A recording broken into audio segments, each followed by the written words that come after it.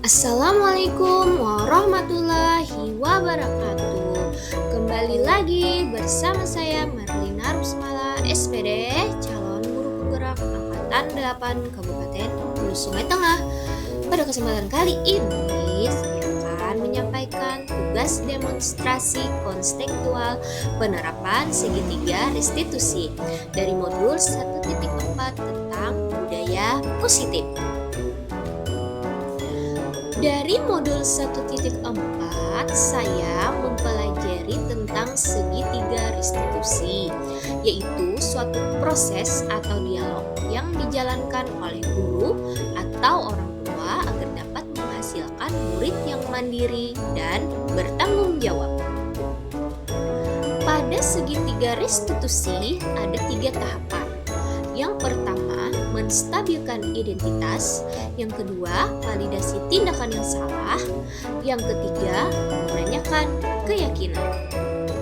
Menstabilkan identitas berdasarkan prinsip membuat kesalahan adalah bagian dari proses pembelajaran. Menggeser identitas gagal ke identitas sukses. Validasi tindakan yang salah berdasarkan prinsip perilaku, setiap perilaku berupaya memenuhi suatu kebutuhan tertentu. Guru akan bergeser dari pemikiran stimulus respon menjadi proaktif. Mengenali dan mengakui kebutuhan murid akan memperbaiki hubungan murid. Selanjutnya yaitu menanyakan keyakinan. Murid akan diberikan pertanyaan-pertanyaan bermakna untuk memunculkan motivasi secara intrinsik. Yang kedua, mampu mengaitkan keyakinan dengan tindakan yang salah. Nah, di sini saya menangani 2 kasus yang telah terjadi di sekolah saya. Yang pertama adalah Babang dan Semi adalah murid kelas 5 SDN Labuhan. Babang berkelahi dengan Semi karena Semi meminjam pensilnya tanpa permisi. Kemudian tanpa sengaja Semi mematahkan pensil Babang dan membuat marah, bahkan ingin memukul Semi. Nah, dari kasus tersebut saya menggunakan metode segitiga restitusi. Iya, kenapa nih Ibu lihat mukanya pada cemberut, pada marah-marah? Ada masalah apa itu kalian berdua? Kenapa, Babang? Betul kan itu, Semi? Tapi saya sudah meminta maaf, Bu. Nah, katanya Semi sudah meminta maaf. Nah, kenapa kamu jadi masih marah-marah, Babang? Apakah kamu kesal pensil kamu dipatahkan oleh Semi? Kesal? Oh iya, kamu kesal. Nah, oke, sekarang jangan ribut. Nah, Ibu memanggil kalian untuk menyelesaikan masalah ini. Nah, kalau misalnya ada sesuatu yang terjadi sampai kalian marah-marah seperti ini, berarti ada sesuatu, ada sebab, ada akibatnya. Babang, pada saat kamu mengetahui pensil kamu rusak, apa yang sudah kamu lakukan kepada Semi? Ingin menamparnya, tapi jadi tidak kamu tampar? Tidak, kamu tahan emosi kamu. Iya, itu bagus ya kan. Semi tadi sebenarnya sudah meminta maaf, ya kan Semi, kepada Babang kan. Nah, jadi kamu Babang harus bisa mengontrol emosi kamu karena Semi sudah meminta maaf. Nah, pada saat kamu marah-marah, apakah kamu merasa lega atau kamu jadi tenang? Tidak. Nah, makanya jadi pada saat kita marah, kita harus bisa mengontrol emosi. Nah, sekarang Ibu mau tanya, karena kalian sudah mengerti kesepakatan kelas kita, keyakinan kelas kita, itu apa? Kita harus saling menghargai teman, kita harus saling menghormati. Jadi kita harus menjaga, walaupun itu barang bukan barang kita harus saling menghargai ya. Nah, sekarang Ibu ingin kalian memperbaiki masalahnya. Bagaimana caranya Semi memperbaiki masalahnya?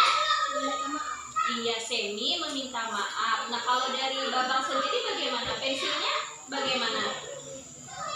Patah? Sudah masih bisa digunakan? Iya, bisa dilaut kembali kan? Iya, nah jadi pensilnya tidak perlu Semi yang memperbaiki, ya kan Babang? Iya, nah Semi tidak perlu memperbaiki karena pensilnya masih bisa digunakan. Nah, sekarang Semi dan Babang berdiri.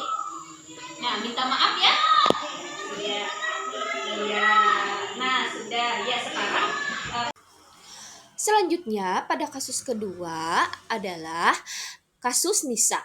Nisa adalah murid kelas 5 DSDN Labuhan, Kecamatan Batangan Selatan.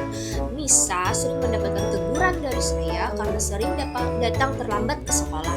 Nisa selalu terlihat tergesa-gesa saat masuk kelas dan tidak konsentrasi saat pembelajaran. Nah, untuk menyelesaikan masalah tersebut, saya menggunakan metode segitiga restitusi untuk mencari solusinya. nah, Ibu akan dapat laporan kalau kamu sering terlambat ke sekolah. Kenapa kamu jadi sering terlambat ke sekolah, Nisa? Karena saya begadang, Bu. Begadang. Apa yang kamu lakukan saat kamu begadang? Main HP. Bermain HP. Sehingga kamu jadi dia bangun terlambat. Nah, Ibu tahu kita pasti berbuat kesalahan. Kita pasti pernah melakukan kesalahan sehingga kita harus tidak mengulanginya lagi. Nah, saya bertanya, pada saat kamu terlambat, apa yang kamu rasakan? Khawatir, Bu. Khawatir, ya. Nah, karena kamu sudah khawatir, sekarang bagaimana cara kamu mengatasinya supaya kamu tidak terlambat lagi?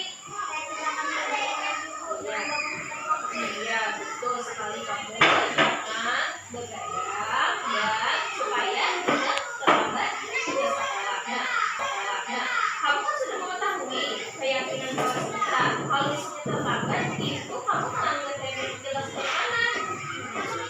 Iya, betul, kamu melanggar keyakinan kelas yang disiplin. Nah, jadi selanjutnya apa yang kamu lakukan supaya kamu lebih disiplin? Saya datang tepat waktu ke sekolah. Iya, baiklah. Terima kasih. Nah, sekarang mulai dari hari ini dan selanjutnya kamu harus menerapkan sikap disiplin kamu ya. Oke.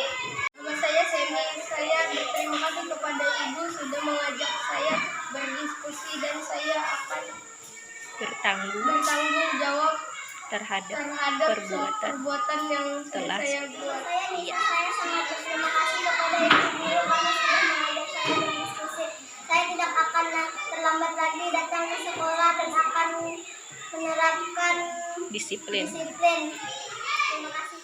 Dari dua kasus tersebut, maka dapat saya simpulkan penanganan kasus yang telah saya lakukan dengan menggunakan pendekatan segitiga restitusi diharapkan dapat memposisikan diri sebagai manajer dengan mengajukan pertanyaan-pertanyaan yang bermakna sehingga dapat menumbuhkan sikap mandiri, disiplin, dan tanggung jawab.